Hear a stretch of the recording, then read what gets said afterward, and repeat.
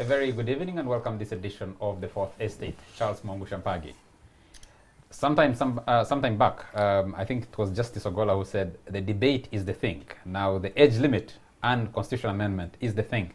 For a whole week, we're discussing nothing but the moves towards amending the constitution to remove age caps on Article 102B, which would mean removing the upper cap of 75 years and the lower cap of 35 years. There have been a lot of jokes so far. Can this country afford to have an 18-year-old president?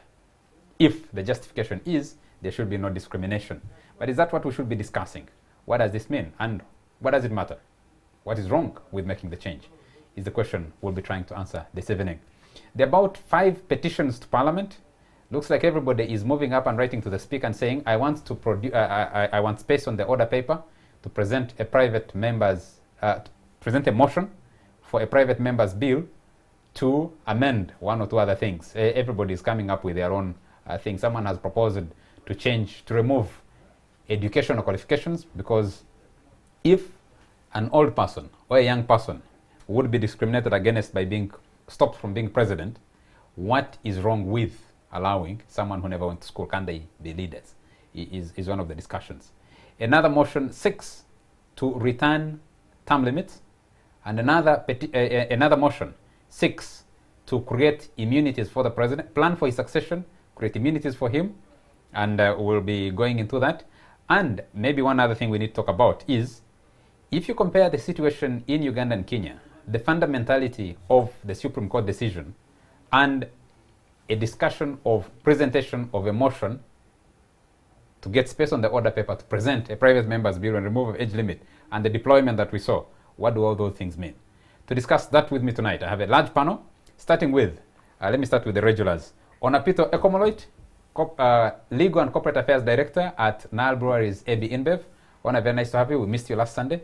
Yeah, I'm here. No, you did not miss me. Last Sunday. I think you are the one who was missing. So it's me who was missing. And your seat were threatened by quite an able replacement. Exactly. I watched the show. And you regretted. No, I didn't. Some people don't want to give chance. No, we have a variety. I think it was a good thing. So Joel Senyonyi, thank you very much for standing here last Sunday. I'd been in Fort Portal. We are celebrating 22 years since coronation of King Oyo. So I couldn't make it back on time. But nice to have you. Thank you, Charles. The Honorable Anna Maria Nankabirwa. Anne Maria Nankabirwa, Member of Parliament for Chankwanzi District. Very nice to have you. Thank you. We have Ivan Okuda. He's a regular. He's a journalist with the Daily Monitor and a law student. A student at the Law Development Center. I was thinking because you haven't graduated yet from law school. So, no, student does postgraduate studies. Okay. So by the time you... Student at the Law Development Center. Thank you, Charles, and allow me convey heartfelt condolences to a regular panelist on this show, Dr. Moses Kisa, who lost his brother in a grisly accident. And indeed to other families that lost their loved ones in the course of the week. I think something fundamental needs to be done about the road carnage in this country. Yeah. There was that wedding party of 13 from yes, Tanzania. From Tanzania, yes. Yes, 13 who perished on Masaka Road in the week. Very sad. Yeah. Dr. Moses Kisa, our condolences from the Fourth Estate, the regular panelist here. Dr. Sam Liomoki represents workers in Parliament. He's a member of the National Resistance Movement, and he is the man behind 2 of the bills I talked about. He's proposing a bill to plan for a Museveni succession, retirement, Museveni succession, immunities and benefits. Transition. Transition. Museveni transition. He's also proposed the bill.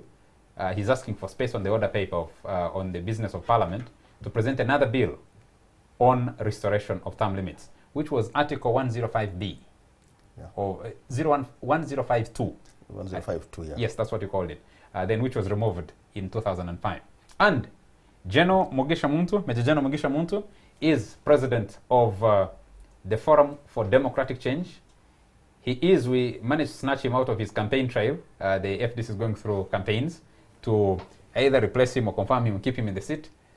General Muntu, very nice to have you. So, Charles, before you proceed, allow me to have some bragging rights since we're on constitutional amendment.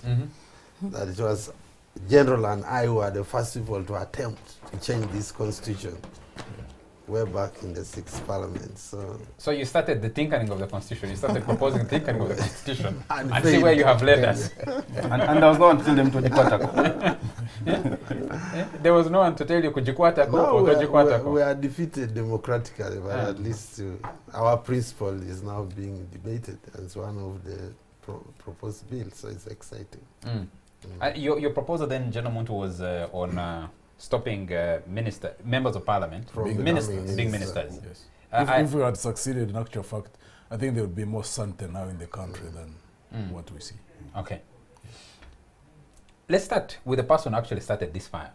Many people don't know that Anne Maria Nankavirwa, shortly after the last election, went to a district meeting in Chankwanzi, and that district meeting passed a resolution to ask President Yoweri Museveni, one, to offer himself again, two, to remove age limits, to support the removal of age limits. So it started in Chankwanzi, then was, I think, followed up by members of the National Resistance Movement who had been elected to the district. They held a celebration at Hotel Africana and also passed a motion. The motion from Honorable Nankavirwa's district got a response from State House, because we did a story about it from in the East African, and that's why I remember it. I read your motion. So you started a fire many years ago, and now you're not in the picture. This is where you have led us. Why? It's not about starting a fire and not being in the picture, and I want to put this one very clear. I'm a district party chairperson. Yes. For Chankwanzi district. I am obliged to have a district conference every after 2 years. That was my first conference. And I don't think the question today was on the agenda. We had other issues to discuss. One was to give a report on what transpired in the campaigns, how we had fared in the campaigns. I am obliged as a chair to do that to the district conference. But you cannot refrain a member from giving a suggestion, from bringing a suggestion which is constitutional. So the question came by a member. I remember it was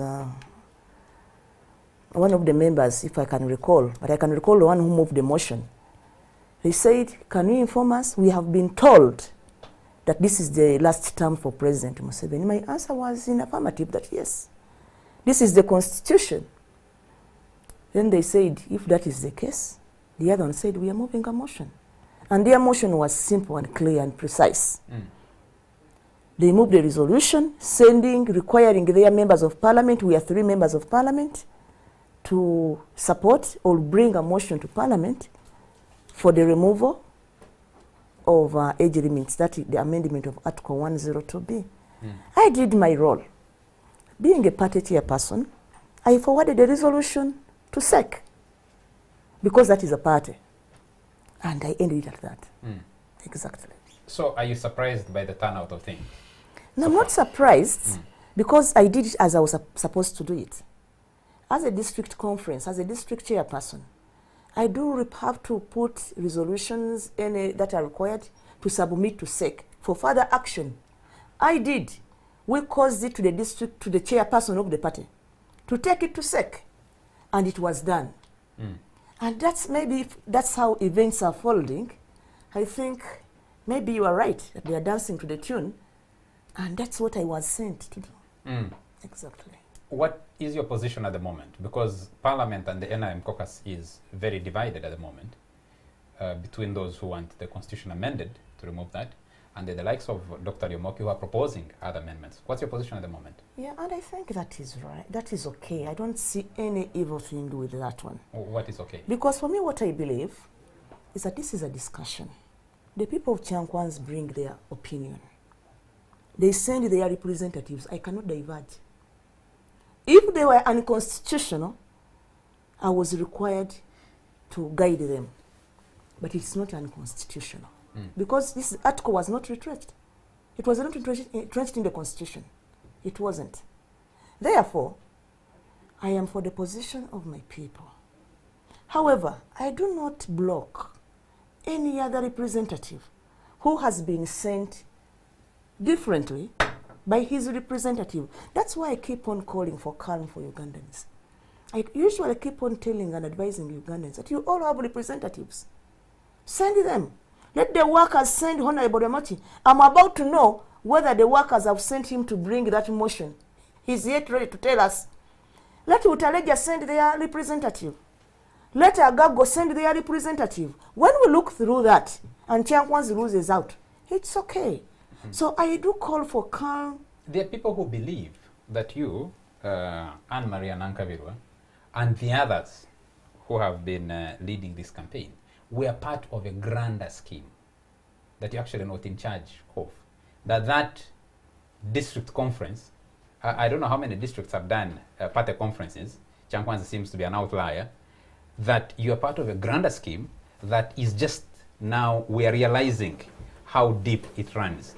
From Anne-Marie Nankavirwa to the NRM chairpersons who met at Africana, to the Simeon Subogas, to the resolution in Kisoro, a resolution in Mbarara, a march in Arua, and the latest one, I think one of the latest ones in Kasese the other day, that you set the wheels in motion, not by your own free will, not by the urging of your district conference as you claim, but because you are serving a particular interest.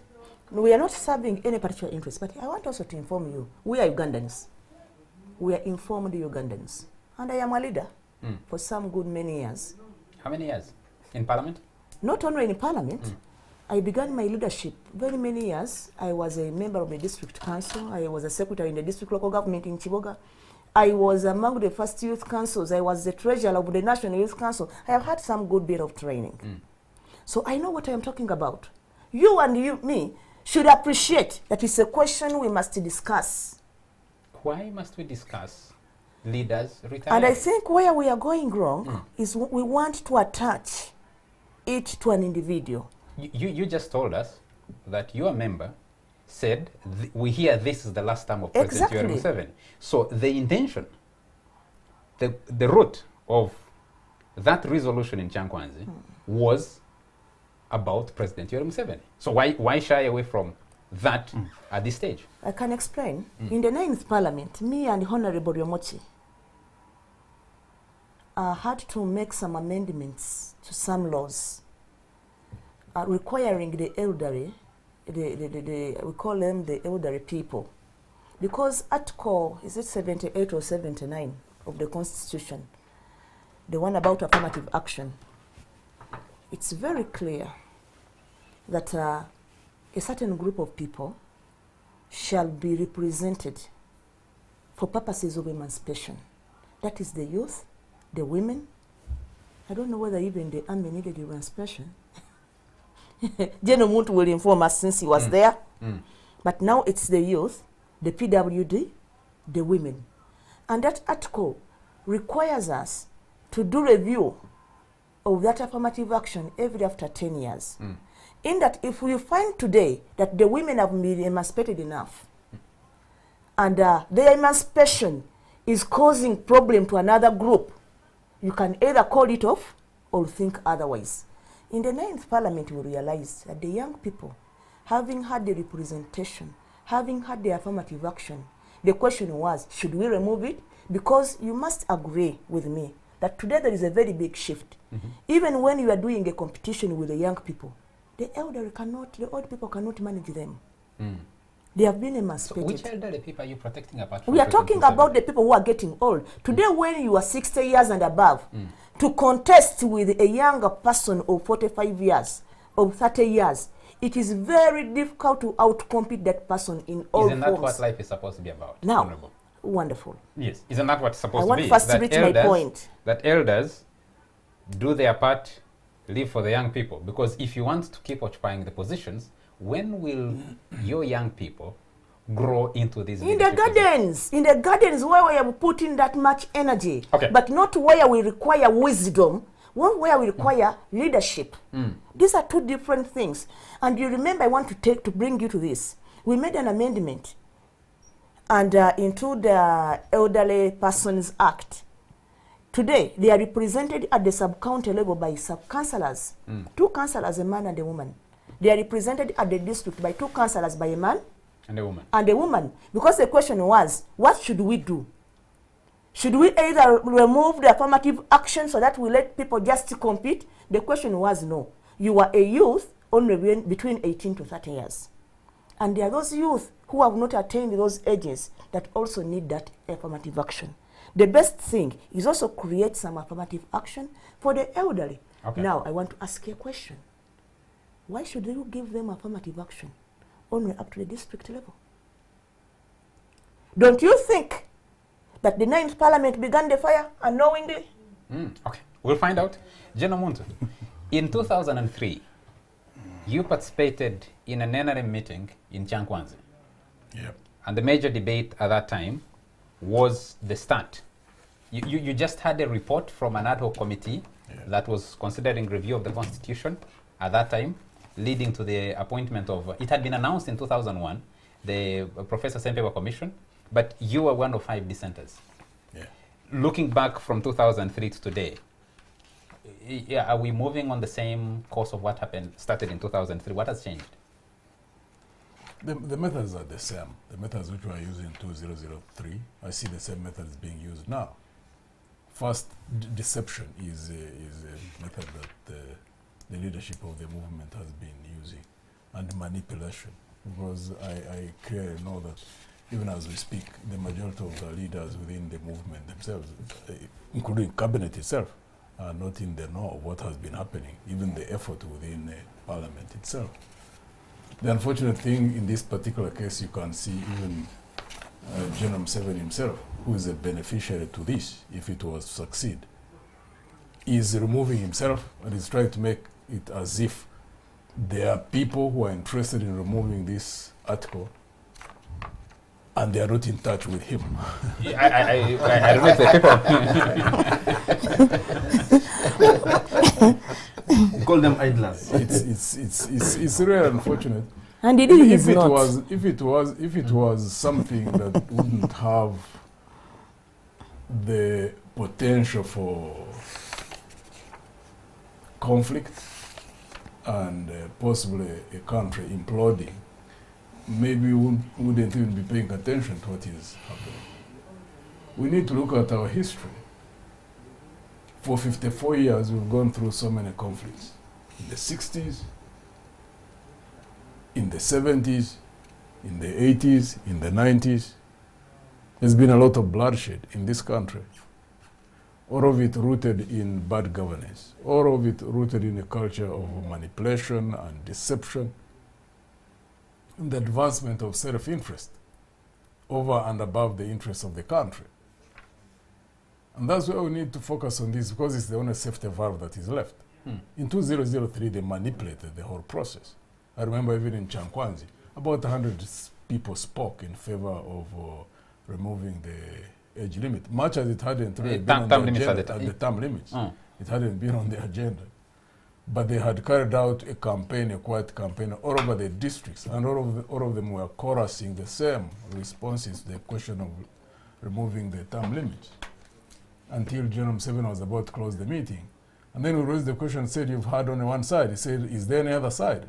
We said, yes, first ask. And then he asked, and there were 5 of us who spoke.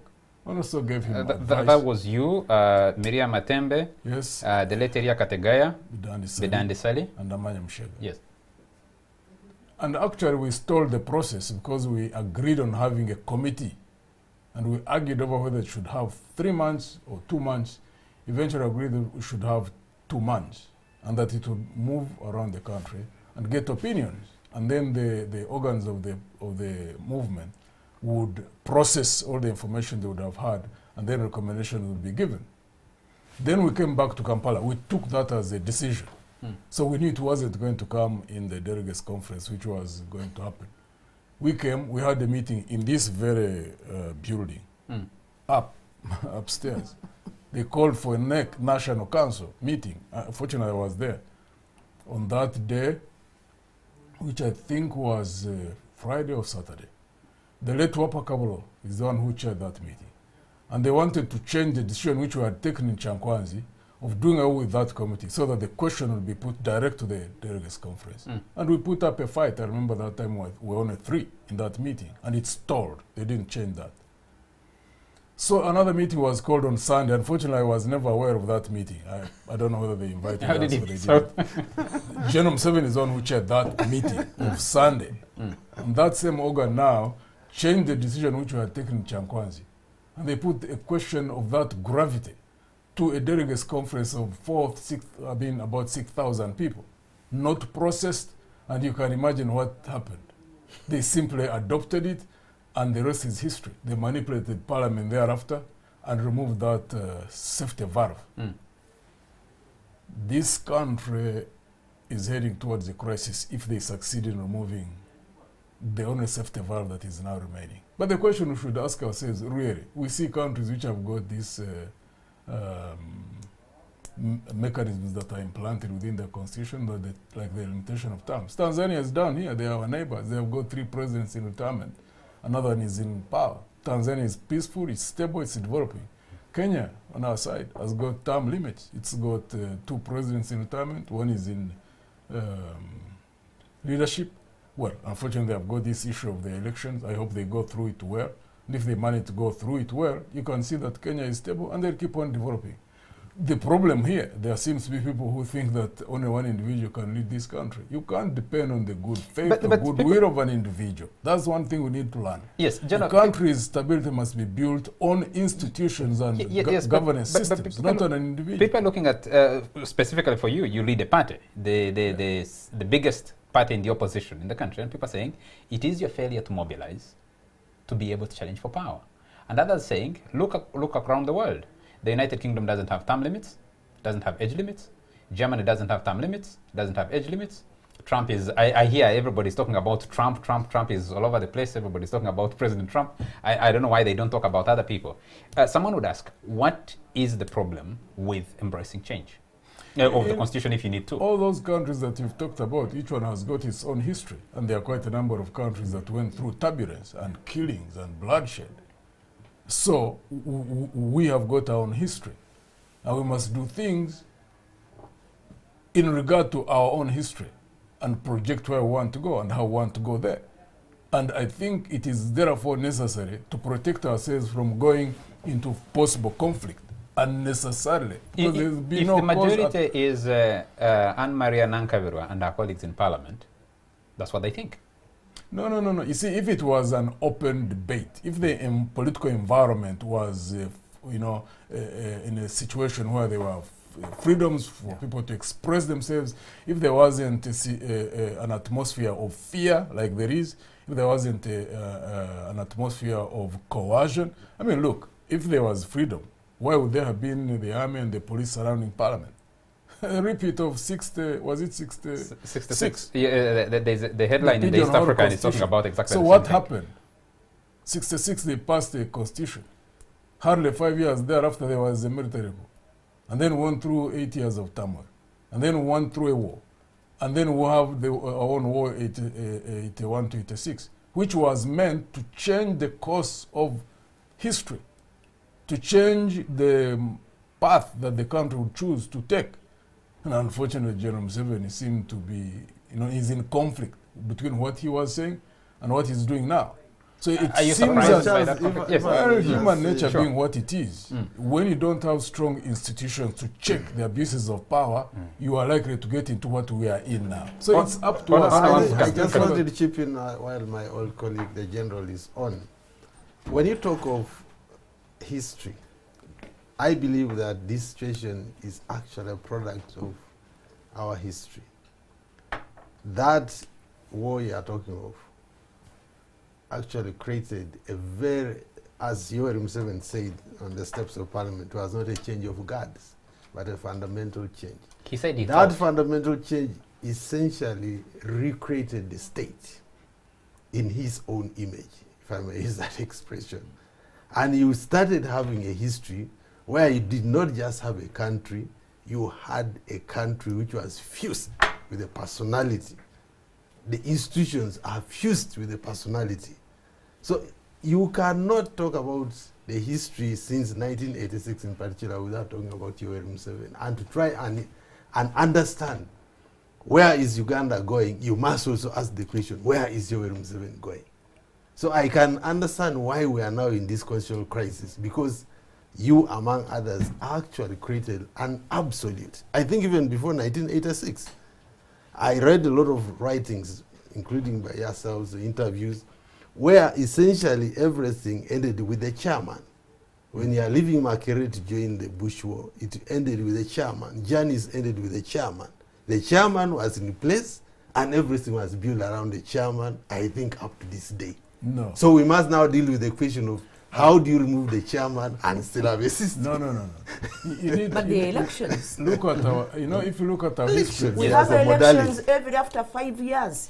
Isn't that a safety valve? No. I don't know what you think. You participated in these elections. We have Lyomoki has participated in these elections. General Monti is going through an election. He participated. Exactly. He won and lost an election. I think it's only me and Ivan you also who participate by voting. Yes, we participate by voting and following. Isn't that a safety valve? You need to ask yourself the nature of the elections themselves. Dr. Lyomoki and that would take a whole show by itself. Yes. I mean, I see what happens in the elections themselves, in the primaries of the movement. If you really think that those are elections, then we have a big problem. Don't in this you country. think, General Monto, Yes. that leaving alone, blocking other people from participating, that you let them to participate in an election to vote, and you're not given the leeway to be voted for? Why don't we address the issue of sanity in an election, fairness in an election? Yes. If there are issues with the Electoral Commission, we deal with them squarely as Ugandans, including in our own parties. Because what you see in our own parties... Someone will ask a question and say, the controversies that have come with the NRM primaries in 2010, in 2016... Even FDC. No, 2015, 2016, 2015 I think, in 2010, in 2005, but especially those later two.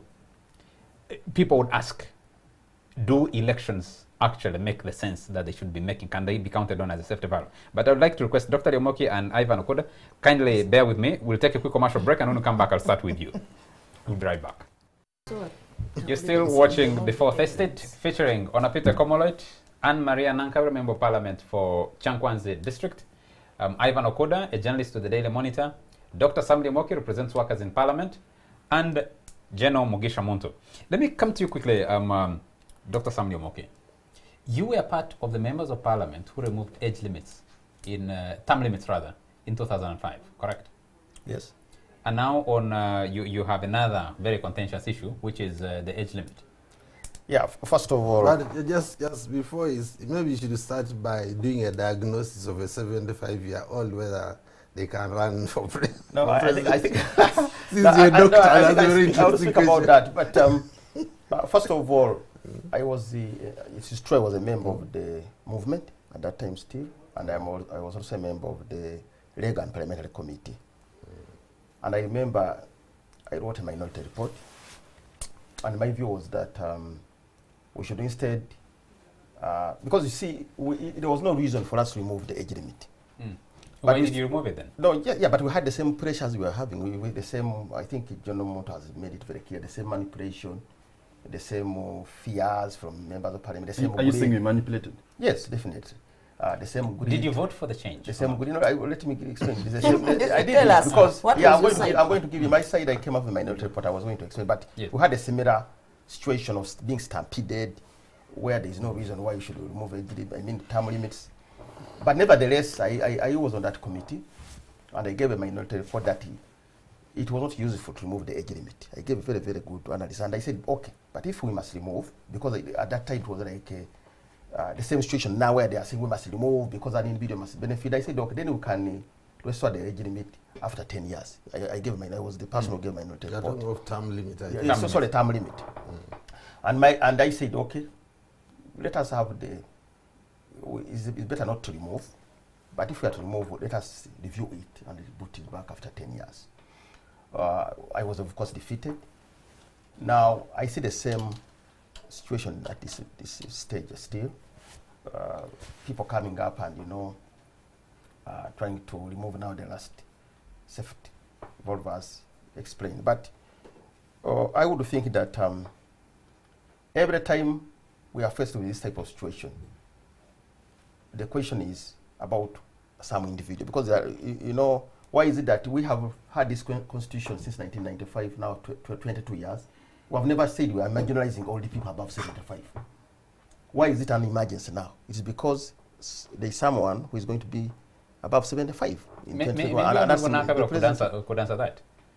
Why have you never realized because that in the last you're marginalizing 25 years, he was a member of parliament yes. in the 9th parliament with me. Yes. You and me I had think to put up amendments in the elderly. At the same time, you also had the workers. Yes, but that is really a different concept. Because yes, that concept comes from the people, because we realized that the elderly people were men at that time and they are representing the councils. But this is a situation where you have not, for instance, and this is really very important for me. When you are passing a law, there's always what is the mischief? Why are you passing the law? Why are you coming up with something? You see, I'm sorry for the introduction. No, I think you members of parliament. I'm sorry because you asked. I think you'd allow me explain because I gave you time. He asked. I hadn't answered. I gave you time to explain. Let me explain. No. I think let me explain my point. Well, in Parliament, you refuse points of order. You refuse information. I will refuse for now. All it, I'll come back to because you. Let me she made a lot of statements, and I held my peace. I held my peace at that time. And so I think she should give me time here to explain. Now, you see, I'm so surprised by the way my colleague is arguing, because right now, there is a lot of, first of all, dishonesty. There is a lot of immorality in the way you explain it. Yeah, you come and say that there is a demand, we marginalize all the people, and therefore we are removing so that we don't marginalize. But we know very well that the truth is that the movement wants the president to continue being the leader. I mean, for me, I'm a member of the movement, but one of the things why I'm not happy with the whole situation is you cannot come, you are lying to the people themselves. You're not giving them the right reason. You first of all tell us that the president is going to be above 75 and then we have a challenge. And then from that basis we can say, okay, maybe yes or no. But for us to lie to us is very wrong. Actually, that's unacceptable. Because, you know, in a law, depending on the strongholds, depending on the speed behind, can be a bad law or a good law. And it starts from the speed, starts from the powers behind. Yes, the question someone would ask Dr. Emoki is, what is wrong with that? What is wrong? No, it's wrong because you are lying to the population. So in leadership, that's why they will have corruption in Uganda. You must be honest to the people. You must tell them the truth. But you come and lie to them that an open lie, and I really am shocked for people like my colleague Honorable Nakabiru and then a member of parliament to come and hide and talk to the people that because there are many old people around there, and therefore we must see. No, you tell us that we have a challenge, we have a good leader, whom you want to either to continue, and then as Ugandans and leaders we shall say, okay, maybe. But to come and lie to us, for me, first of all, that's wrong. It has failed the test in my life for you to come and lie to me, a senior member of the movement, more senior than even her, because I'm number 50 in making the movement. When we are this new the party, the new party. Yes, I'm number 50 on that. We are the ones who formed the party. Now you have new leaders who just come. Johnny come lately. That's what they call it. And then they just come and they are just being used to lie to us. And actually, the same situation that John is saying. When I had just joined the movement, 1996, I came.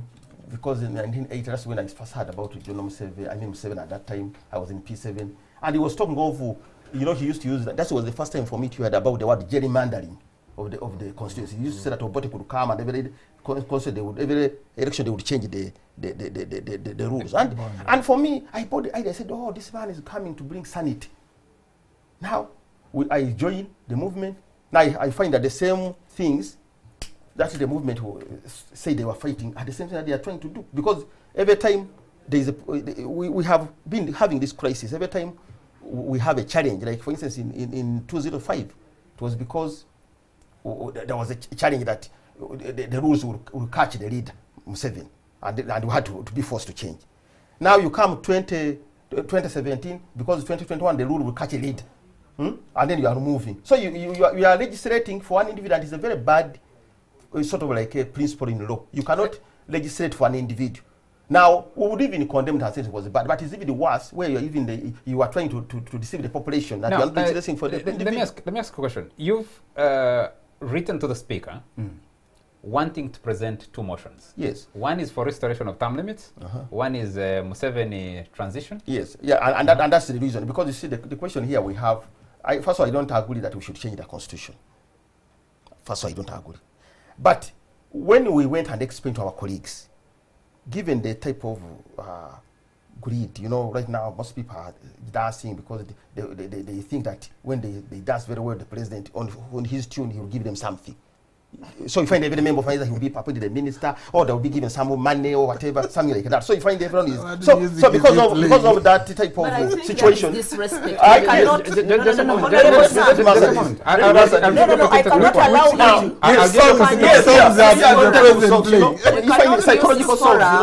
Disrespect members of parliament that we are dancing to the that's the reality. That's the reality. That's the reality. I have known Honorable Sam. He's among the people who are capable of changing their opinions. That's the reality. Because it is, I have known Honorable Sam.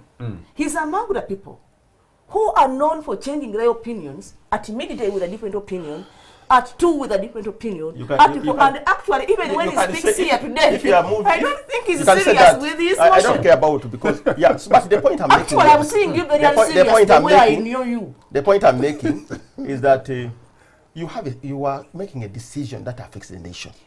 And there are forces behind that are forcing you to do things that are not right. So the reason why I've come up with my motion is one, it's not right for us to change the constitution.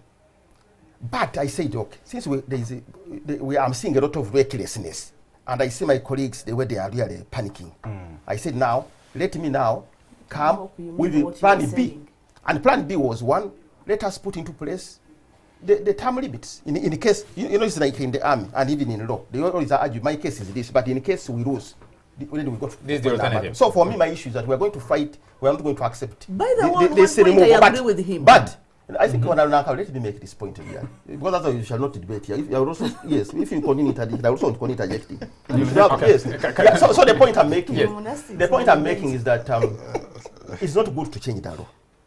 But we are saying, since there is that type of situation where there is a lot of crisis and a lot of thing has blown up. So what we can just say, since the majority so we say, let us bring the reality on the ground. One, let us return the term limits because they will be able to put a safety valve here. But secondly, let us also resolve the crisis, which is the movement where they are saying, how do we deal with the one? So what are your proposals? So my proposal, what do you say one is that in your first we restore the term limits, but secondly, is that since, given what Honorable my colleague here has, Onapito has said, and also what John Monto has said, and also what my colleague has said, since we see that John Museveni is a factor in our politics, there are people who might think that he should continue.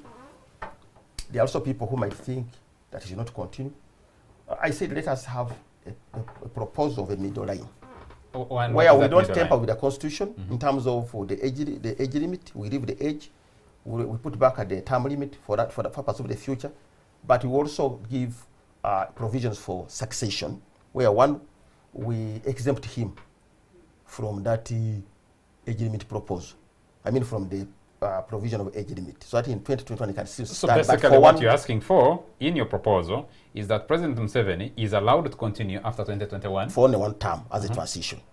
But during that time, we also come up with arrangements together with the political parties. Why does it come off as difficult for you, Dr. Lyomoki, to say the Constitution says at 75 you're not qualified to stand, President Yoweri Museveni will be 75, will be 77, and should not stand. Yes, he should not stand. That's my position. So that's my position. Yes, but you see, there are people reading since you came up with your notices. Yes, there are people thinking this is part of the grander disruption process, which is that you are bombarding that you're bombarding the speaker with different motions. Yes, and you know that private members' bill are not the primary means through which the constitution should be amended. Yeah, and that's my position. The Speaker of Parliament right now has 5 motions before her.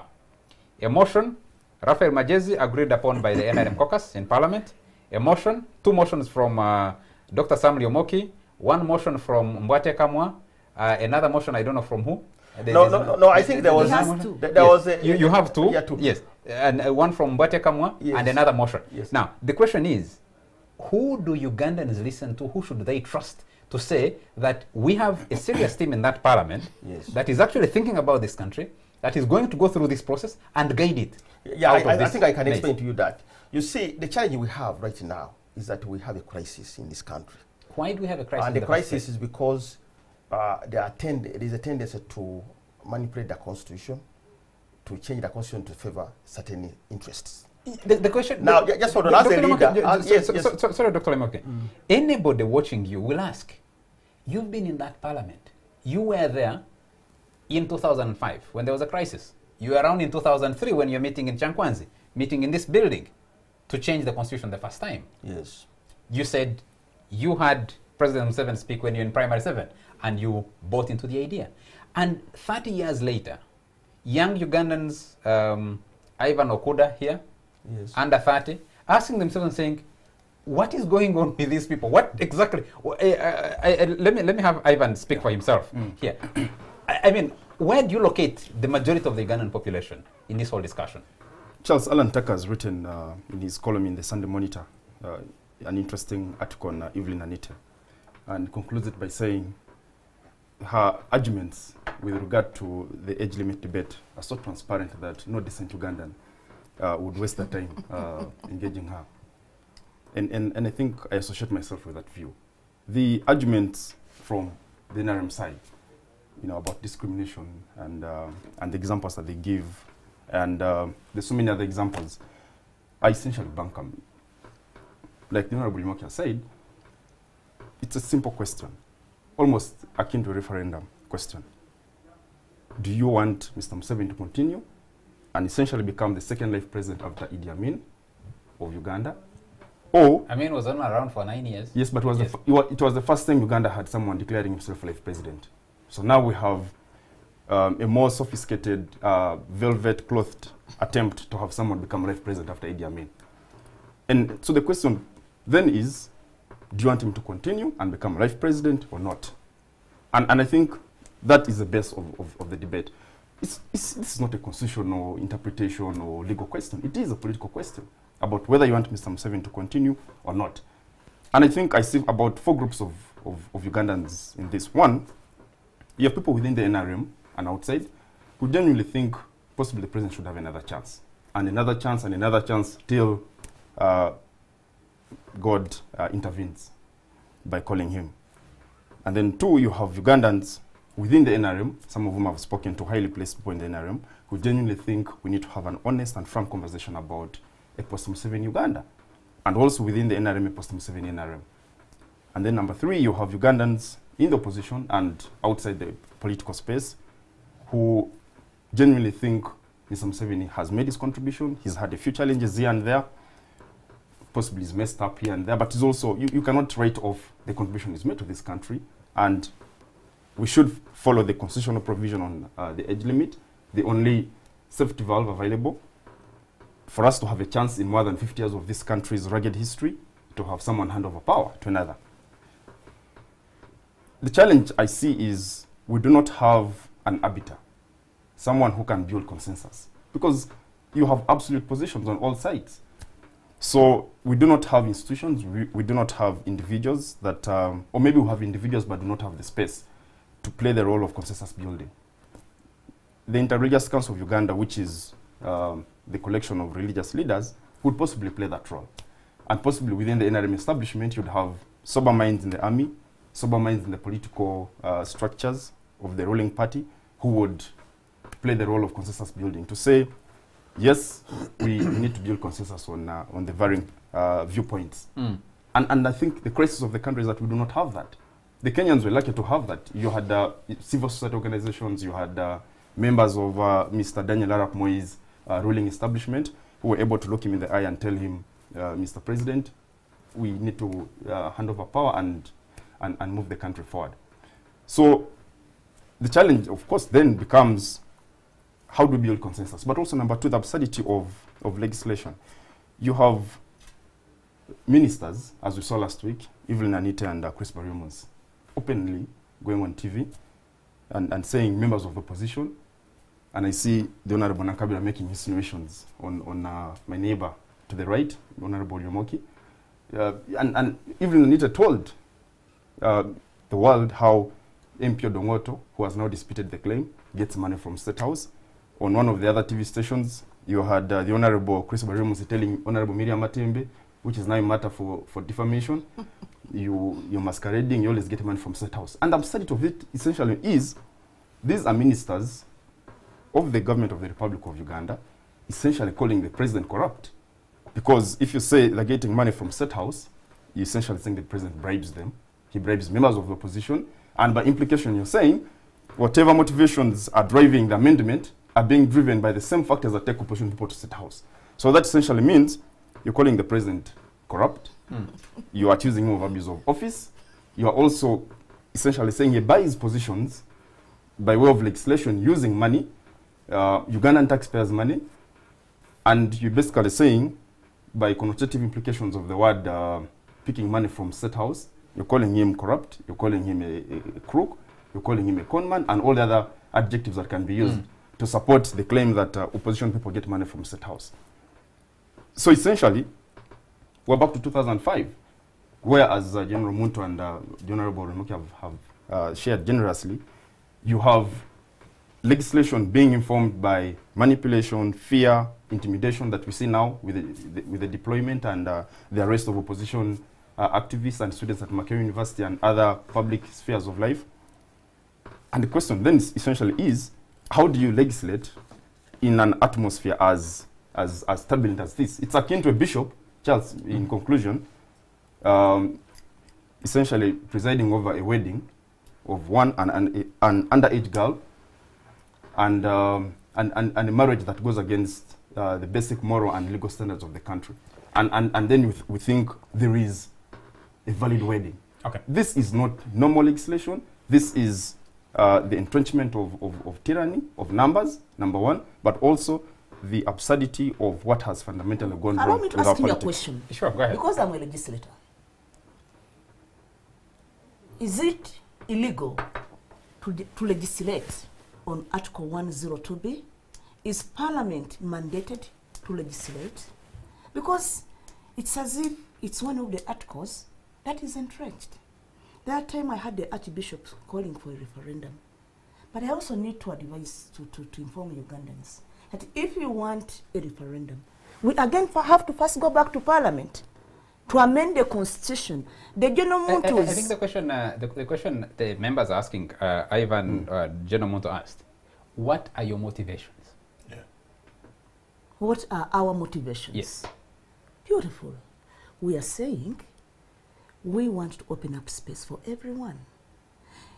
I actually agree at one part with the Honorable Remuki. The only problem he will get is, I think, not packaging his issue well.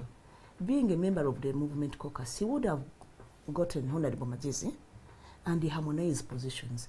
There are quite a number of members of Parliament who believe, and I think I do, that when we open up age limits,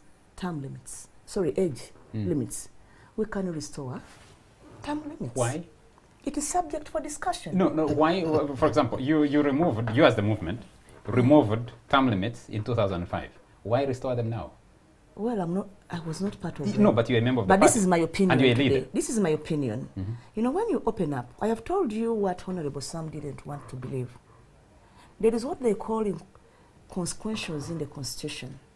When you do an amendment of one article, and it affects the other one, it is actually the issue that maybe they didn't see it. That the mood was that this other group now needs that affirmative. Let's go back to the question. On that point, I think yes. On that point of affirmative I wanted to bring it on, and then we can continue the discussion, because Ona, Jenna, if you could just indulge me for a minute. Ona, you were in the 6th Parliament? Yeah, 6th Parliament. And you are the guys who got rid of Article 105. No, that was the 7th Parliament. Sorry, that was the 7th Parliament. Yeah. Listening to this and I watching, was in the kitchen. You're in the kitchen. Yes. By then, you're actually working. We are the ones who are playing the music.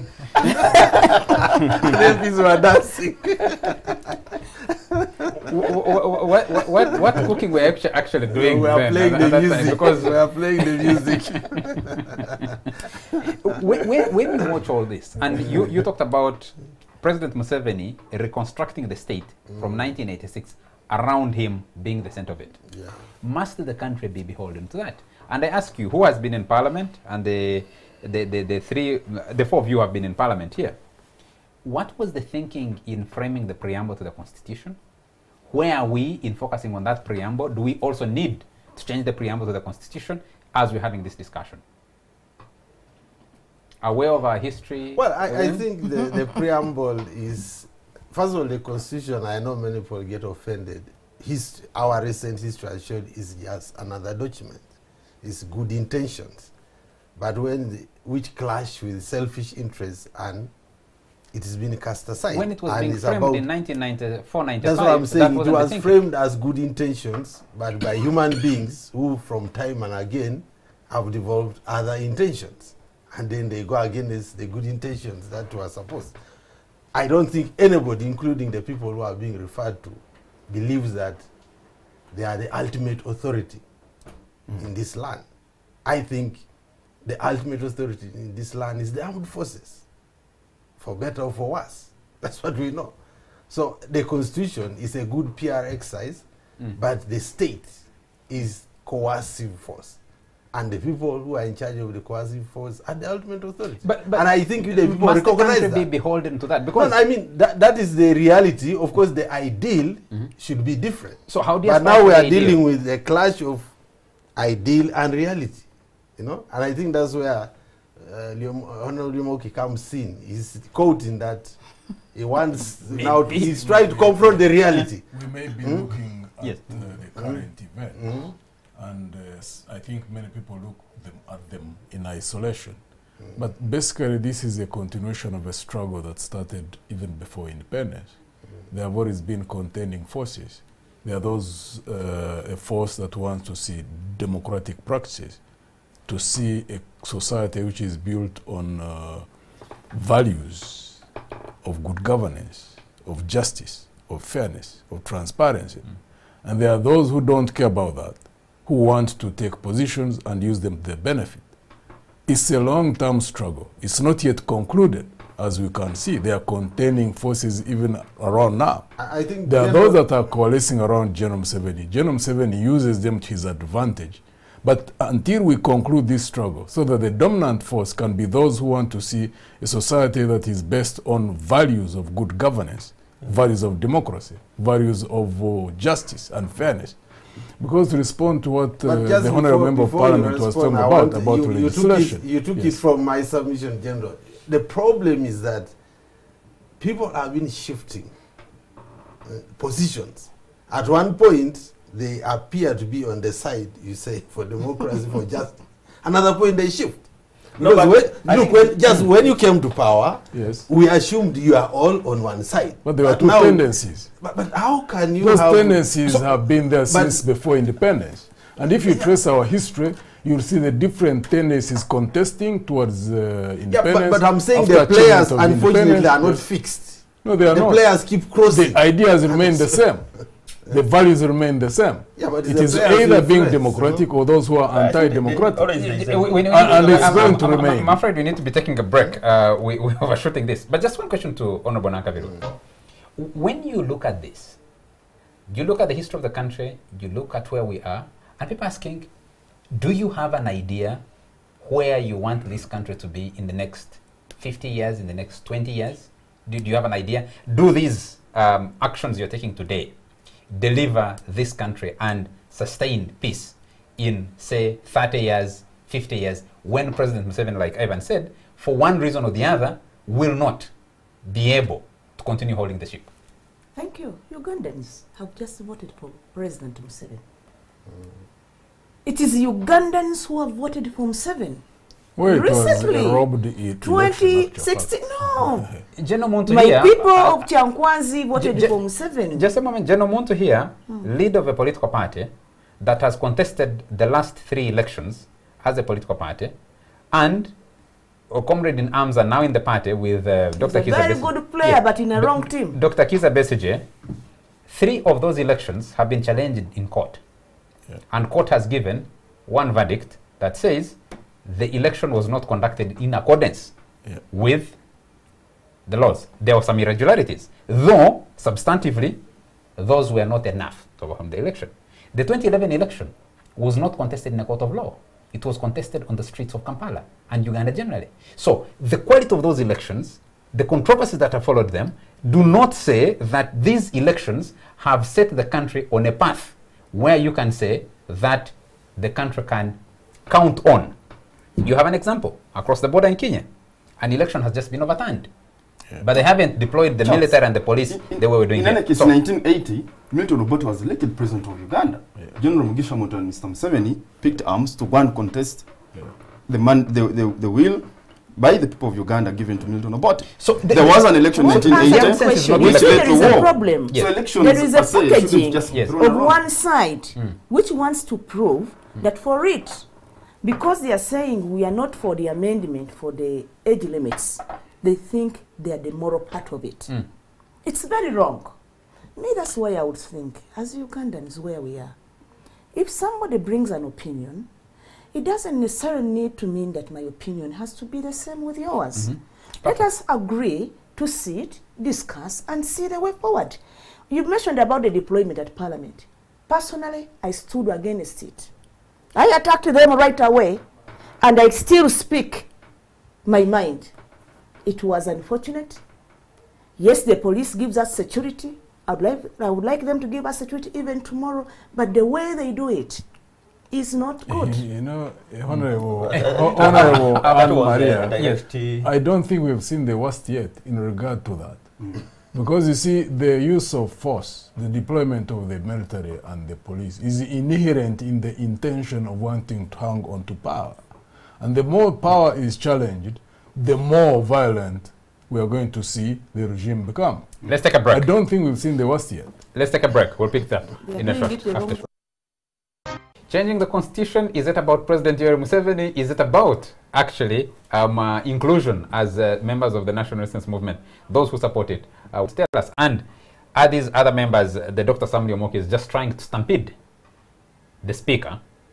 And then I don't know what happens when you have so many private member bill motions. No, for our thinking, actually, I think I should make this very clear, is that we don't believe that it is right for us to change the constitution through a private member. We don't believe. And this motion that I've come up with, it's not my motion. We believe in it, many of us, the movement people, because we think that, because you see, when we had the caucus, the argument was that this was the most important thing for the movement, the age limit.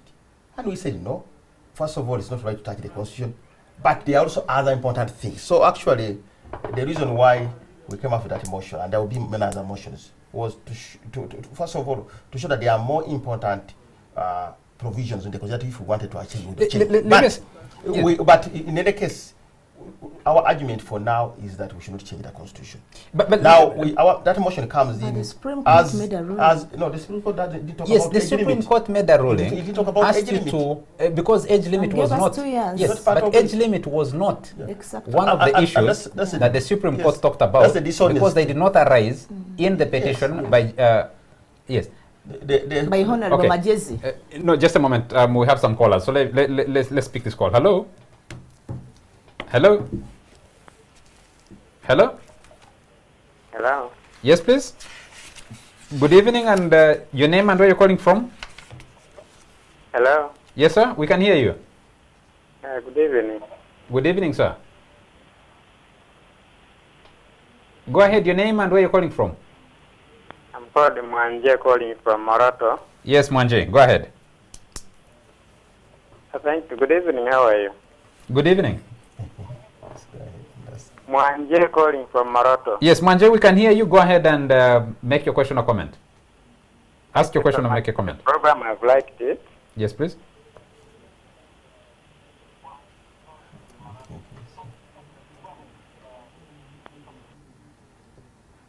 Yes, Mwanje, are you still there? Okay, we lost Mwanje. Hello? I think several things need to be done.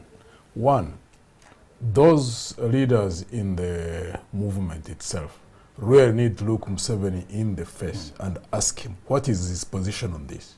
He should not manipulate the population, should not manipulate the country.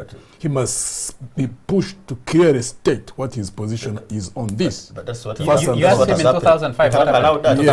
Yes, you see, there must be, there must be a push that is consistent. Because a situation that we are in that is likely to cause instability in the country, he must account for his own decision as a leader on this. Not to go and hide and then manipulate people as if he's not interested and then we let it slide. First, he must be put in a position where he comes out clearly and honestly to the leaders within the movement. That's what we've been trying to do. That one will leave to those who are in the movement. The point is that yes, so do your job on that. Then we will know. The way the whole thing is structured is not, they will not allow people who can tell the president truth. Are you concerned? Several things. The second thing, yes, those of us who are not in the movement, those of us who want to see stability in this country must keep working round the clock to ensure that this attempt does not succeed. Because the moment this succeeds, basically I've been telling the question people, would be, how do we stop it? How will you stop it? One, we must build numbers in parliament, first and foremost. You missed the opportunity last year. Eventually, no, numbers, I know there are many people within many members of parliament in the movement who recognize the danger to the country. So we must go through different channels and keep using different methods, talking to them, showing them the danger. I really hope that the majority of the members of parliament, those who are in the movement, those who are not yet fully come out, need to know that their signatures should not be part of what could likely cause an implosion in this country. Where we are heading, should this succeed, is going to be a very uncertain future. The possibility of this country imploding is high. So we need to engage in discussions, open, behind the scenes, working with all opposition forces, all leaders of the religious communities, all civil society organizations, and coalesce our efforts in ensuring that this thing does not succeed. Can I ask General Monto a question? Yes. And that's why I want some clarification from General Monto. He was in the CA. Yeah. They did not entrench this article. It needs 2,000. If it was, Parliament would have had its hands off. It would have been a question to the Ugandans. But why do you say? It requires Can you but hold it. Sir. It requires I agree with you. Let's move this discussion ahead a little bit. Just let's move it ahead. This country is hold it, General Monto. Yes. This country is consumed in politics. Teddy says Cheye, writing in the Sunday Monitor today, talks about the GDP of Uganda and the GDP of Kenya. I think last week you had Morrison Wakakamba here questioning the risk index. Where does this put the country? I don't hear this discussion within the NRM caucus. I don't hear it within parliament. I see all the focus is on the politics. And people are saying, if Kenya has moved to 1,330, I think $33, lower middle income, Uganda is still stuck at $670 US, when these countries were almost in the same range 10 years, 20 years ago. And I don't see this discussion coming up. I hear you, but I think you are doing injustice to the debate, because General Monto has just suggested that it can be defeated, the age limit move. Yeah, and that's the direction. Yes. Of course, the general views that can't happen. But I also want to ask, do you really think that this debate would end in Parliament, even if that Parliament stopped the amendment? Where will it end? I'm sure. Where will it end? Sure. Yes. Look, the fact that MPs are raging that they were surrounded and they were helpless, that might tell you that it is not. That was the signal. Because the larger question, I think, is where does everybody on this table, everybody in Parliament, want the country to be going, and how does it go there? But I think you are tilting the question. No, I'm not. You are tilting. That's what I wanted General Monto to tell us. They did not entrench that article. It doesn't matter. No, I think for me, I think the point, 1995 is not about the technicality. Isn't it wrong? You see, we should not talk about the technicality, whether it was influenced or not. The point is, is it right for us to move the direction that will disturb the country? To do amendment of the constitution of that article. Is it devilish? Is it illegal? Is it unconstitutional? Isn't it within the mandate of Parliament? I have a lot of callers online. I need to pick. Lastly, how does it put it a risk? Those are the issues we want you to explain. The challenge is, is speaking as a former army commander and general, and she's speaking as a civilian. Who is motivated but what he's saying is that every reasonable person should understand our what mindset in 95. Maybe we misjudged the population. Maybe also misjudged the kind of leaders that we'll be having in Parliament. It was not something that we thought that anybody who would attempt to amend a constitution in terms of the term limits, in terms of the age limit, that would be able to raise 2/3 to amend it. It never occurred to us that would at some point have members of Parliament who could be compromised through money, General, who could be intimidated, and that you'd be able to raise the population. Don't you think President Museveni, with his knowledge of the power of the people, is very sure that he could get away with this because the people would not rise up? But we are still discussing people. We're still discussing General Museveni. I am asking. We have callers. Let me pick leaders can go off track.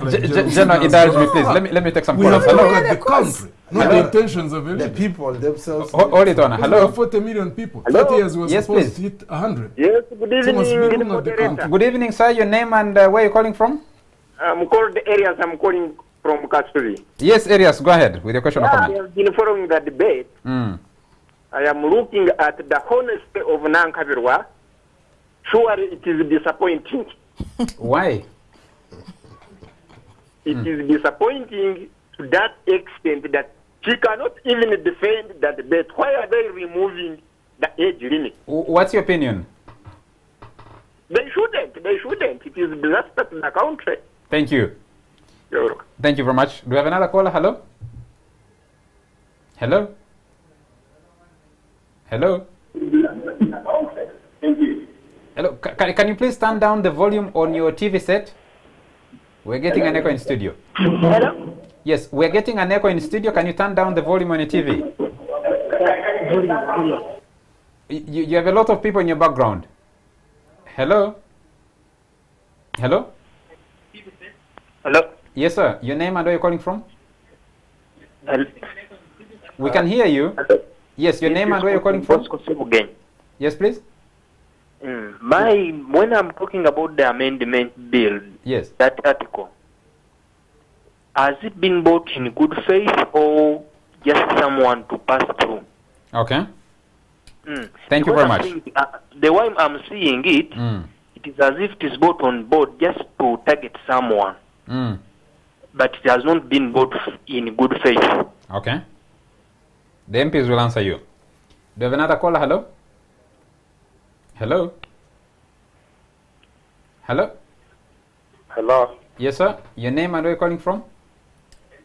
This is Michael Manje from Chotera. Yes, Michael. I would like a clarification from General Monto about the constitution of FDC. Clarification from General Monto about the constitution of FDC. Specifically? Because you have been talking of institutions being built on personalities. Yeah. Why is it that in the DP I find that someone is the president and at that time stands for president, but when it goes to FDC, I want him to clarify for me whether the president doesn't stand for president maybe when there are elections. Because I see basically coming back again and again and again what their constitution because we are trusting the opposition the way we used to trust Museveni back. But as in their constitution, I think about the president is also in quotes that someone should stand, always stand and stand and stand. How is it? Okay. Let me clarify on that. Thank you. He'll answer you. We have another caller. Can we just pick one or two more then? Hello? Yes, please? Hello? Hello? Yes, hello. Yes, sir. Your name and where you're calling from? This is a Kampumza Patron in Kampala. Yes, please. I'm really disappointed by Honorable Peter Nankabirwa. Nankabirwa speaks as if she doesn't know what is happening. Did you lose that caller? Hello? We lost Akampumza. Akampumza, try and call us back. I think we lost you. Hello? Hello? Yeah, made his point though. Hello? Hello? Yes, sir. Your name and where you're calling from? Jonathan from Fort Portal. Yes, Jonathan. Go ahead. Yes, now, the problem with most of MPs in NRM government... Jonathan, go ahead. Yeah, most NRM MPs... Yes? They think that we don't understand as Ugandans. Because most of them...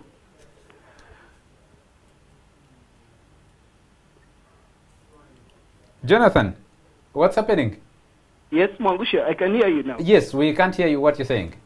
Go ahead. Yeah, what I'm saying is, we know that these people have been bribed.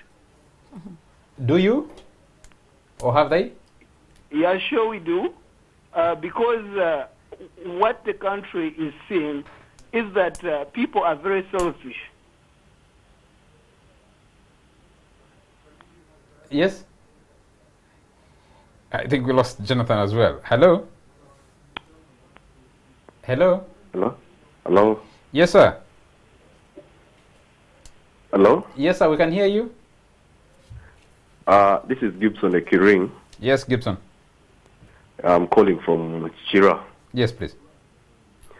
I would love to contribute to the debate. Go ahead and contribute.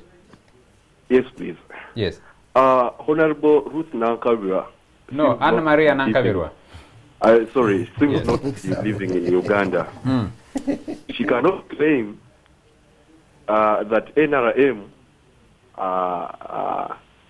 has a lot of support in the country, when in fact the elections that they keep referring to, it is Museveni who chooses who is going to be the referee. It is Museveni who chooses how the game is going to be played. So really, in Uganda we do not have elections. They should not keep referring to elections in Uganda, how NRM has the numbers in the parliament, how NRM keeps winning elections. Elections in Uganda is a sham. If you want to prove that NRM does not win elections in Uganda, why, whenever there is an attempt to make reforms, for instance, in the Electoral Commission, how the Electoral Commission chairperson is chosen, they do not want. Like, take an example of Kenya. All people who are eligible apply. Then they are vetted. In Uganda, it is the person of Museveni who elects the chairperson of the Electoral Commission.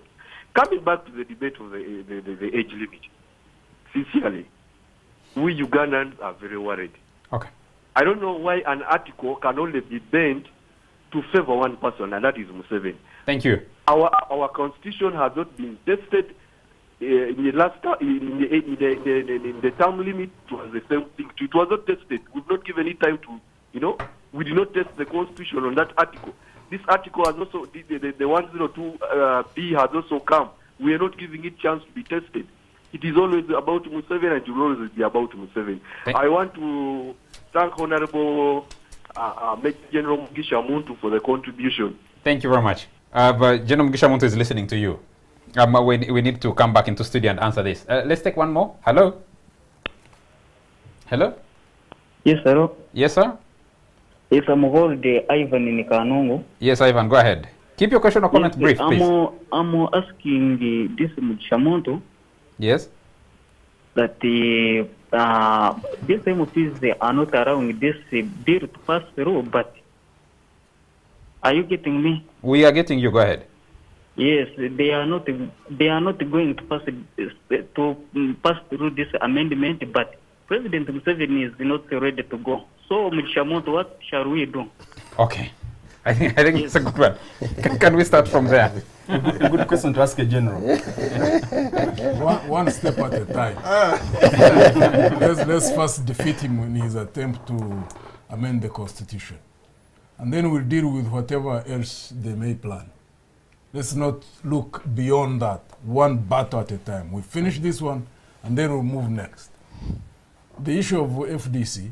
From Michael Mwanje. We have term limits in FDC for all positions. The presidency, the chairperson of the party, the secretary general, the treasurer general, and the rest. You cannot occupy those positions beyond 2 terms. You finish 10 years, you cannot go in the same position, you can run for any other. However, for flag bearer, and we have a separation. If you are the party president, you don't necessarily become the flag bearer. We separated those, and we intend to maintain that in our constitution. Until when you get power. Not even when we get power. As long as the democratic tendency in the party becomes and remains dominant, then the path that the party moves therefrom and consequently the country would be in the correct direction. Because they are containing forces, even within the parties themselves.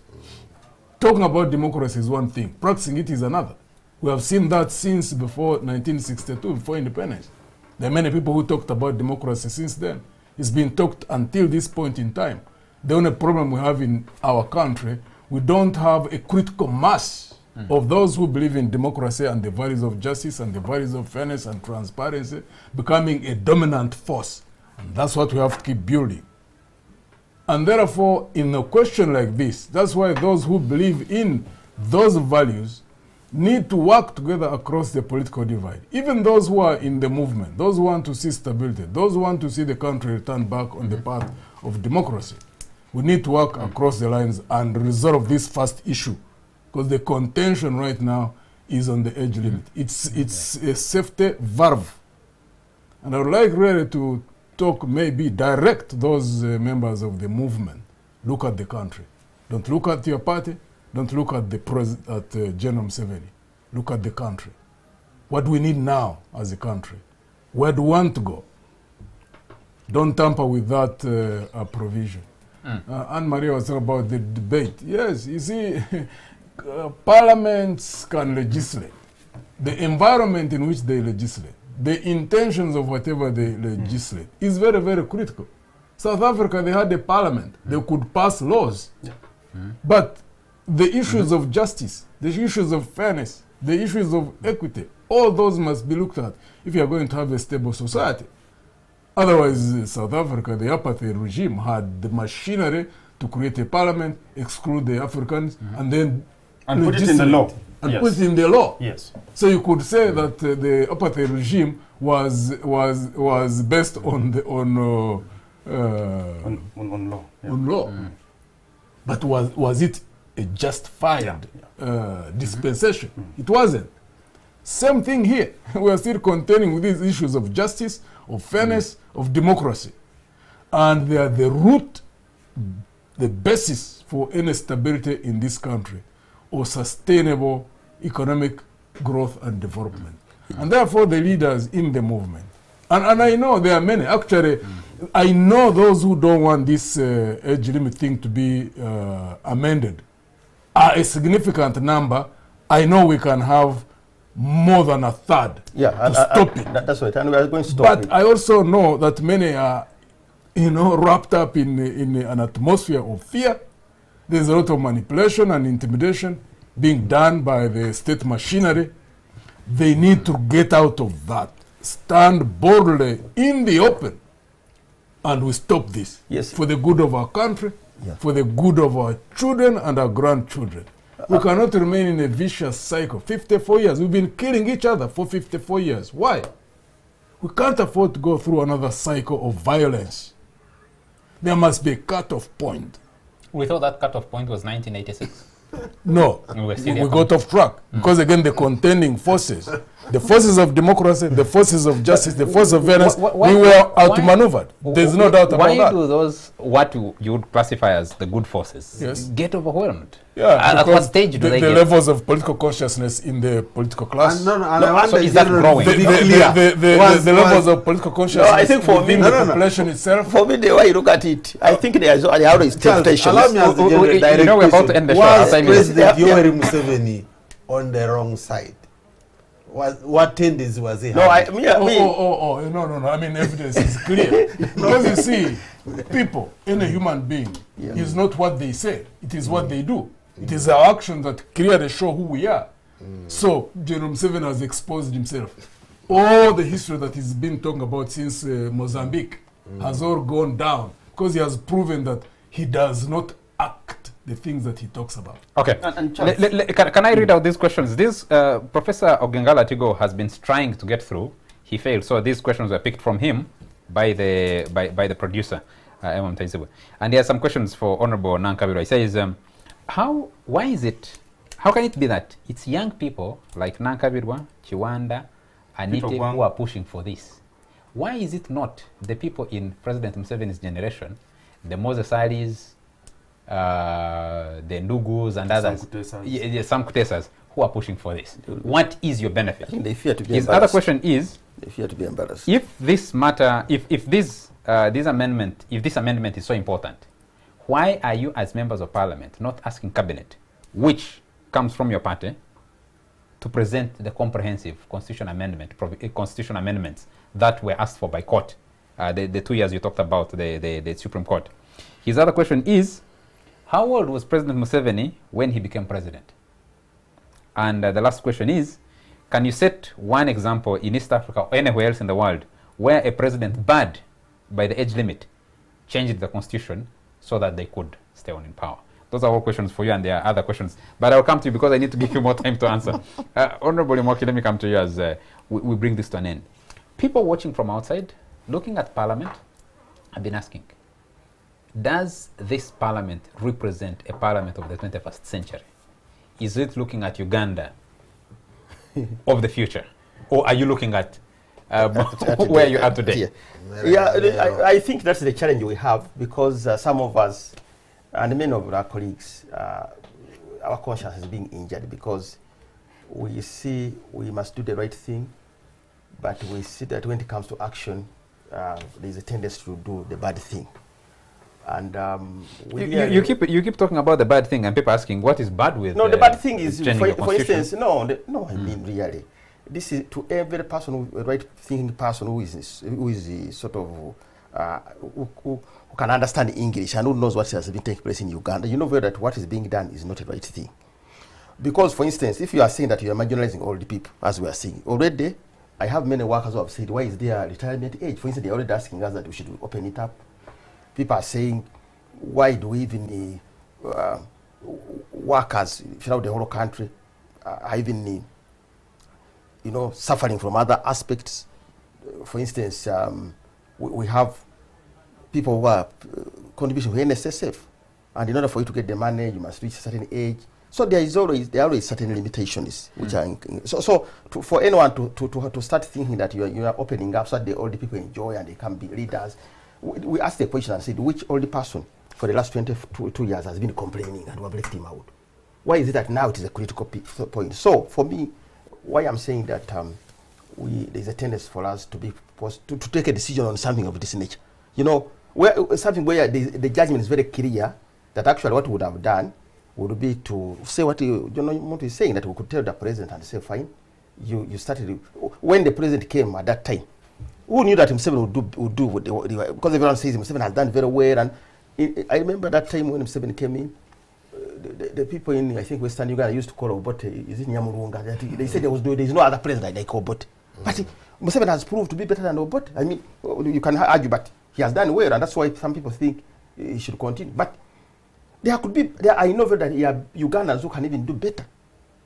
There are many. The other time I always listen to Obama. Obama was saying, actually, he feels that he can even. There are a lot of things he wants to do, but there are rules. They are saying he must end here. Now, if Trump is doing better than him.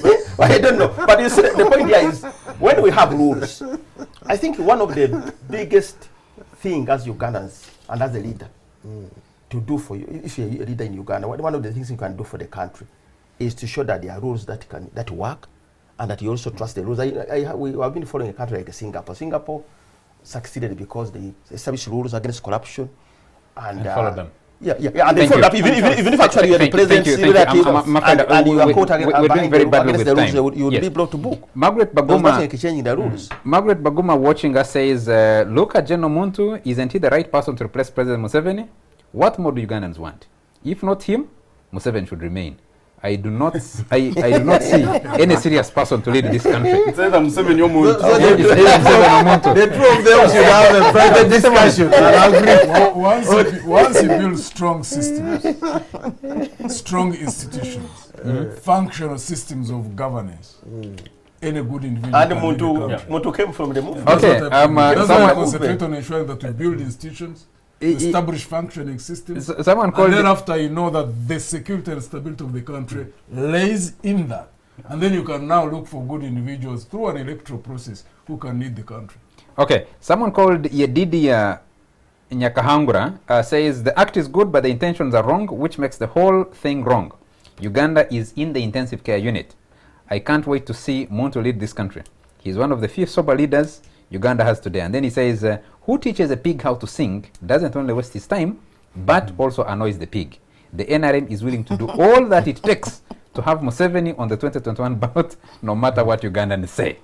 Another listener here says, tell that lady Maria, Honorable Maria, who are those elders who want to lead? Can you mention 10 of them that petitioned the NRM that they have been left out? For the last 22 years. That please, the Constitution. This thing is for Museveni, that you should not lie. We are brighter than that. This is Julius from Rukunjiri. Another listener, another viewer here says, my brother Charles and the panelists tonight, I want to attempt to answer the question you have asked Honorable Nankabiro, asking that does she and company know where Uganda will be, say, in the next 30 to 50 years? The truth is that Uganda is in a sharp, steep and dangerous corner. Those MPs are going through the country in a deep ditch. Let us pray for this country. There are quite many messages here. I don't know. Someone here, Anthony is calling from the, is sending a message from the US. He says, thanks for the show. Some of the developed countries do not have term and age limits, but they do have functioning institutions. Right. If you don't have term limits, age limits, and no institutions, then you have a monarchy. Monarchies are better organized, by the way, they have, because they have structures that work for them. Someone says, Gerald Tujuche says, what is the urgency of changing the constitution on Article 102? Yet we have other priority issues like nutrition bill, disaster bill, marriages bill, etc. Another one, this is I think Bahati, who says, my brother Charles and the panelists, I want to, he's the one who answered the other question. That was from Bahati. Yes, ask those NRM people when they think succession should happen inside the NRM, for you NRM people.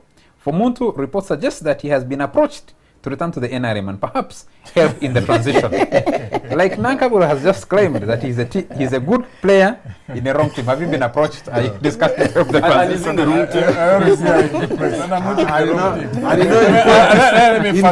transfer season is always open. Maybe let me take this opportunity to focus the country on what is happening in FDC. One, this current competition we're having for the presidency is the third. We have had 2 competitions for the flag bearer. 5 competitions in 14 years. That should show the country. I know the tendency is for people to look at the individuals. Like now they may be looking at the 5 of us who are participants. To me, the process that is going on in FDC is more important than us, the individuals. The moment that process is entrenched within FDC, and hopefully if it can happen in other parties, then you'd know that the country would be democratic, because whichever party would lead would give what it has. Because the party can't give you what it doesn't have. If a party is internally democratic, then it can run the country based on those principles. Democratic principles. And that's what we are concentrating on in FDC. Are you succeeding? So we are not a wrong party. We are the right party. And I know that many people are you succeeding in that effort? Oh, definitely. I mean, to participate in 5 internal exercises in 14 years, that's great. Do we have problems? Yes, we have problems, but we are conscious of them and we deliberately work to resolve them. I'm being told that I have really overstretched time. Someone says, this message, Patrick Tumwin, I'm not going to take this message. He's attacking, yeah, let me read part of the message because part of the message is not very well structured. It says, he has never seen you debating on anything until now. Where have you been? Where has he been? Okay, I think that answers. Yes, Ivan. I think for me the question on the amendment is really boiling down to those for Mr. Museveni staying in power for life and those against the same. And what I find unfortunate is that the NRM side first is shy to admit that that is the gist of the matter. But number 2, there are no convincing or persuasive reasons why they would want him to die in power. Whether he is the magic bullet to the 70% dropout rates in our UPE schools, whether he's the magic bullet to a failed healthcare system, whether he's the magic bullet to an education that doesn't answer the question of unemployment, or whether Mr. Museveni's continued existence in State House as president of this country will radically transform the question of unemployment in this country. And I think those issues that Tediche raises and you emphasize, Charles, should form part of the discussion. Because the NRM cannot make an argument on why Mr. Museveni would die in power, except for the fact that he is the best player. And I would understand where they're coming from. And as a political party whose preoccupation is to get power and to retain power, he is the best bet. Okay. But whether that is good for the country, and as General Muntu did emphasize very eloquently, and have nothing useful to add, I think it's important to balance the interests of the party and also individuals, but also the country aware of the preamble of a constitution that the Honorable here is carrying. She should read the preamble after the show, which brings a very painful... No, she shouldn't read it after the show. She should read it to the... When she comes to speak, let me just take a message from Alex Mbonye. Alex Mbonye says, please ask the Honorable MP whether limiting the age amendment to the president without spreading it over to public service is not a glaring act of intellectual dishonesty. If her argument for discrimination were to be bought. I'm not going to take more messages. We need to... I have about, I don't know, so many. Let me take a message from Wafulo Gutu, who says, Honorable Nankabirwa is disappointing. How can she argue that NRM is pushing for life presidency for their man because Article 102B was not entrenched in the Constitution? What is the mischief they are curing apart from allowing Museveni to stand again? I thought I should read that. Chris Kasaija says, General Muntu is correct. Many NRM MPs will be converted if we keep the pressure on. Fort Portal MP is NRM and has clearly opposed the amendment. That's referring to Alex Ruhunda. Another person here says, ask Honorable Nankabirwa, if you meet an indecently dressed woman, do you rape her? This is in respect of Article 102B not being entrenched. Right to write in my book. Honorable, someone is saying, the lack of entrenchment. Does it mean if you meet an indecently dressed woman, do you rape her because she's not decently dressed? So why do you think entrenchment would have been the cure to Article 102B? Wow. The population pyramid of Uganda depicts a young population, and this in turn should be reflected at all levels, also in politics, with position being taken up by those less than 55 years. Secondly, medically, cognitive and intellectual function does increase after 70 years of age. It does decrease after 70 years of age. Let us build capacity in the young population and gracefully pass over responsibility. This is a doctor. I don't have his permission to mention his name, this contributor. For professional opinion. Yes. Someone says the likes of Nankabirwa should not take us, the intellectuals, for a ride. Let the constitution remain intact. The greedy hangovers should fundraise from the masses to fill their pockets. The masses are angry and hungry. One way we should act, or else posterity will judge us harshly. Frederick T. Musimenta from the Uganda, he's the founder and chief strategist, Uganda Dialogue Arena, UDA Kampala. Another, yes, this is Nteja Simwe. I was going to wonder if Nteja hadn't sent a message. General Muntu explained the allegation that you are an NRM mole in FDC. General Muntu has answered this question 101 times, so I'm going to ask him to answer it again. And Joseph Mwavine, can I have you and then finish with yeah, just a quick. I think, as Ivan indicated, there is obviously divide. It was within the NRM and the country on Yoweri Museveni's departure. And that means essentially, given the history of the country and his own history and the power at his disposal, there must be a discussion by so many forces that are arraigned against him with him. Because I think he has demonstrated that he may also not like the idea of being pushed against the wall. But these are the just hold on, just hold on. The proposals are broad. Some people have said, so what? Let's push him against the wall and have a fight. But at what cost? Okay. So maybe. Yes, that's why. To me, what I've said this before, what we need in this country is to say there are elements that Yoweri Museveni can still serve in this country. General knows the armed element of the state is still his forte and his expertise, many people will say. But the economic side of the state is the one which many people are crying about, and that's even why people are saying he should leave, because they think without him things will improve. But I think there can be a middle ground whereby if his transition is to, and you have to choose between the two evils, the wholesale no age limit and some life president, some age limit, some of more for a few years for him. Okay, you asked him. The question I've been battling with, what would be the danger in saying maintain the status quo as it is now? And then that would be the best. The danger is one side does not want to maintain, or other people want to maintain, and the side which does not want to maintain is armed. Okay. As Anita told you. So let's be blunt about this. Madrid Bindi says, if our brothers and sisters who died in the struggle came back today, what would Museveni and Muntu tell them? They would be surprised. Come again? If our brothers and sisters who died in the struggle, what came back today, what would Muntu and Museveni tell them? I think they would have to make their own judgment. They would have to find out on which side of history all of us are playing. Okay. Andrew says, can you ask the Lady Maria to look into the camera and tell us that whatever she said and her NRM colleagues are championing is the best for the country, and whether she believes it herself. 2, what number was the age limit removal on the recommendations after the flawed 2016 elections? In that order from court, which I hear a lot of you people talking about. So look into the camera. Look Ugandans into the eye and answer the questions. There are many questions that come to you. This one and the ones that Professor Latigo asked, and then we'll end the show. Thank you very much. The camera is there. First of all, I want to thank our viewers and those who have tried to call in. First of all, I want to tell you that each of you has a representative in Parliament. Each of you has an MP. Please, you have got opinions, go to your MPs, give your opinions to them so that they can represent you effectively in a house. I'm here, I am giving my opinion as guided by the people I represent in Tiankwanza. My head is high, and if you want me to look in the cameras, I cannot even turn aside because that's what they said.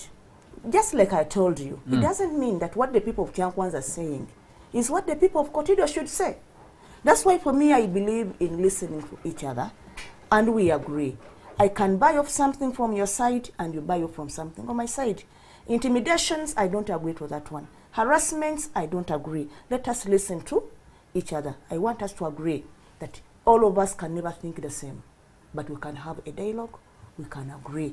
In leadership, I must always convince you, and you must convince me. That's about leadership. If you are a leader who thinks you'll be listened to and heard, but not convincing, then you are wasting your time, you will not be heard. Professor Gengala Tigo, I respect you highly. You are saying young people are the ones spearheading. I think you are saying it wrongly. This is an issue coming to Parliament, to which even you are supposed to give your side and opinion, including Honorable Sam, including any other member of parliament. Please, you are also singing your side. Can I also say that you are also not genuine? Actually, you should say it now. Much of the people, many of the people who are saying not the age limit, are those politicians who think that one of the players who they feared very much in the team, perhaps the rule can get him off the pitch. And they get an advantage. That's what they think. I want to inform you today. I want to inform you today. Second, I also want to clarify to Ugandans that amendment of the constitution is not a party primaries, because they have got a process. The Political Organization Act puts it very clearly. When the elections are being... Yes, I'm being told I have about 2 minutes to get out. This is quite different from a constitution amendment. Museveni, if he wants to stand and contest, he has to be subjected again to NRM. Definitely, if FDC, if DP are bringing another dangerous good player, better than him, we may not field him. The last time they were in your district, Honorable, and you, led by Anite, called for sole candidate within the NRM. So the Mbaba was out of NRM. Yes. And then, I beg your pardon? They sat in your district. Yeah, but you as the NRM sat in your district. We are just hosts. And changes the rules, and there is a sole that's the political. That's a national institute. Yes. Exactly. No, but you host it. But that was hosts it. That was 2011. No, 2015. 2016. Yes. We are coming to 2021. Yes. That's a different equation. No, but you have a different equation every time. You had a different equation in 2005. Exactly. You had a different equation in 2001. You had a different equation in 1996. Why do the rules the same answer? With the same answer. Anyway, remember, Ugandans. Yes. I want to request you, if you want to get a best answer to this, can we remove Museveni in our heads? And we discuss this question without thinking about him. Even me, who is saying remove, if I don't put Museveni in the question, even you who is saying no, if we remove him in the question, we can easily come to a consensus, we can agree. But what is now one of the callers asked you to name 10 other leaders who are hungry for you to remove this because you've been blocking. He's not aware because he's not part of the organs of leadership that where issues are being discussed. Liomoki is. Where? Liomoki is part of the leadership. But let me ask you, let me tell you about Honorable Liomoki. He's here telling you. Can you tell me how his workers vote for him? Who puts up those workers' unions? How he has been maintained for over 3 terms, 4 terms? Can he inform you today? But Charles. Okay. If I can ask, time is out. We need now he wants us to begin discussing how he comes to leadership and how he gets elected. How does Museveni being life president of Uganda solve unemployment? He's not a life president. How does it solve the ethnic divide between the north and the south? 2021, how does it solve a failure in healthcare? Electoral Commission will organize elections. Ugandans, you have got a safety gadget. You can decide accordingly on who you want to vote for. If you don't want Museveni and NRM has fielded him, don't vote for him. Those who will want him, if NRM has fielded him, will vote for him. If NRM does not present a story, we will lose it. I would want to request the population, yes, I would want to request the population to be alert. They should look at all of us, the members of parliament, as we debate this matter. And we see who is on the right side of history. Thank you. For the people and who is for selfish interests. Thank you. Our time is out. We need to get out of here. We're going to be very open on this. That we have different types of voters. Our time is out. We need to get out of here. I'm afraid we will not have more time to discuss this. But Honorable Nankabirwa, some people will say you've removed the linesman, you've removed the referee, or you control the referee, and you think, no, the players will sort themselves out in the field. But General won't propose some good thing. Let us talk about institutions and building institutions. The NRM has had time to build those institutions. No, we Ugandans. There will be an audit. Let us give that. Let us give that amendment. Let us talk about it so that we build institutions. The movement party will build itself into an institution with General Museveni as its head. Our time is out. See, the biggest problem is he's a micromanager. Yeah. Yes, our time is out. We need to get out of here. His long stay at the helm of the movement is actually the detriment of the movement itself. Our time is out. We need to get out of here. I read one of the most interesting articles that I have read, because everybody's writing about this constitutional amendment, is an article in the East African by Joachim Boembo. He says, he introduces the article by asking, have you ever taken care of an alcoholic And he goes on to say, I think I loved his conclusion, which I want to look up and read before my producer hounds me out of this studio. He says, if you have never nursed a friend or a relative battling alcoholism, count yourself lucky. I have nursed both, a friend and a relative, and at times you hurt more than the patient. During their last days, mine both lost the battle. If you want to tell them that it's all okay, that it could as well have been anything else like malaria or cancer, to waste them. So they shouldn't blame themselves. But as you say that, all that, the guy, what is left of him, stares blankly at you. He can even smile for your sake, knowing you are the one remaining behind to deal with the sorrow. And then he says at the end, amending constitutions because of a challenge is like resuming alcohol after quitting. You are likely to exceed the limits and go into self-destruction mode. That is when or why family members start planning their future without you in the picture, because they know it's just a matter of time. There's a lot of writing about this, and we also, in East African, we found your blueprint, the 10-point program that was discussed, I think, at Katikati, that members are now beginning to read from. I've seen some ministers reading from it. You see, Article 1 is the most important. Power belongs to the people, so why don't you? The East African is reproducing your 10-point program for selling this this term limit thing. And Gak Chigambo is writing a story asking echoes of the past because of the siege at Parliament from 1966. Our time is out. Thank you very much, Honorable Komolech, for the show. Thank you very much, the Honorable Anne-Maria Nankabirwa, Member of Parliament for Chankwanza District. Thank you very much, Ivan Okuda. Thank you very much, Dr. Sam Nyumoki, and thank you very much, Jeno Muntu. Pleasure. Wish you good luck in your campaigns. We didn't talk about the FDC process because we need to have your colleagues here to discuss fairly with all of them. And maybe we'll arrange that time. You can invite us separately. Yes, we have different programs in different parts of the country. Okay, we'll make arrangements to invite you so that we can discuss that. And Honorable Nyumoki will be continuing to watch how your motions play out. Let me pray for starting tomorrow. Thank you very much to you all viewers, Julius Musime and a lot of my other friends who are sending in messages. I'm sorry we couldn't take all the messages that you sent. We had quite a few messages coming through. But thank you very much for contributing to this discussion. Thank you very much to the production crew that stays up late to deliver the show to you. Have a good night.